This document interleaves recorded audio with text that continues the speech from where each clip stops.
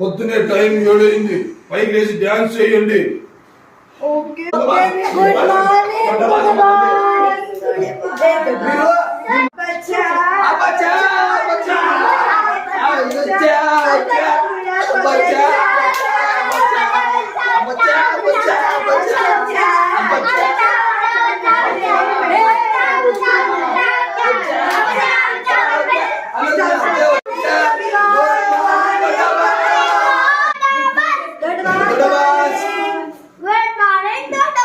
అంతగా ఏడ్పించి పొద్దున ఏమి తెలియని నంగలాకట్లు అందరు వచ్చి డాన్స్ చేశారు కదా.